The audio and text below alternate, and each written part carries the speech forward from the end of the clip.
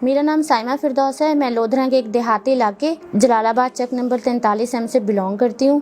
मेरे अब्बू खेती बाड़ी करते हैं और हमारे कुछ मवेशी है जिन्हें हम पालते हैं। मैं कंटेंट राइटर हूँ और फाइवर पर अपनी सर्विसेज सेल कर रही हूँ। मैं अब तक इस सर्विस से 15 से 20 लाख अर्न कर चुकी हूँ। इससे पहले मैं प्राइवेट स्कूल में जॉब करती थी टीचिंग की और 12,000 मेरी सैलरी थी।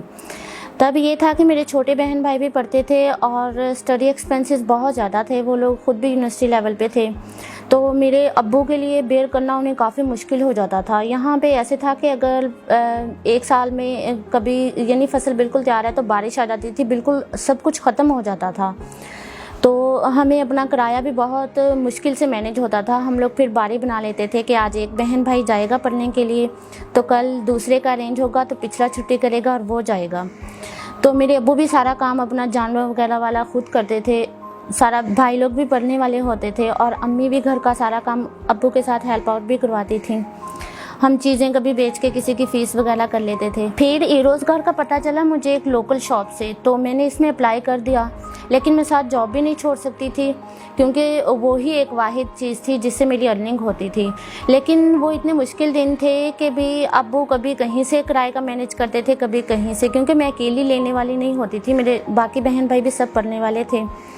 तो ई रोज़गार जो लोधरा सेंटर है, मैंने BZU सब कैंपस में वहाँ से क्लासेस लेना स्टार्ट की। लेकिन वो क्लासेस लेते थे तो वो सारी ये डिजिटल वर्ड थी, इसके लिए इंटरनेट का होना बहुत ज़रूरी था। तो यहाँ पे ऐसा कोई कॉन्सेप्ट ही नहीं था। यहाँ पे ये बैकवर्ड एरिया, यहाँ पे इंटरनेट बिल्कुल चलता भी नहीं था।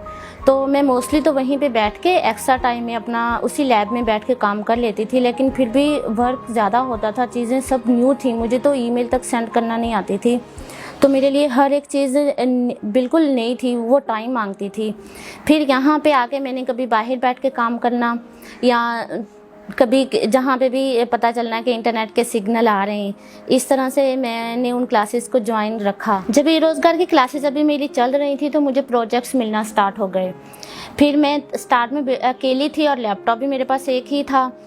तो फिर मेरे भाइयों ने मुझे हेल्प आउट करना स्टार्ट कर दिया। वो भी इससे पहले प्राइवेट सेक्टर्स में टीचिंग करते थे, 6,000 या 7,000 उनकी सैलरी होती थी।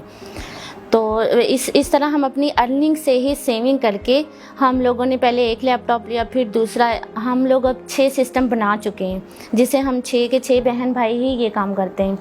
तो अब्बू जैसे पहले सारा दिन मवेशियों वगैरह का खुद काम करते थे, तो अब हम लोगों ने वहाँ पे भी काम करने वाला रख लिया है और घर में भी इसी तरह जो सारा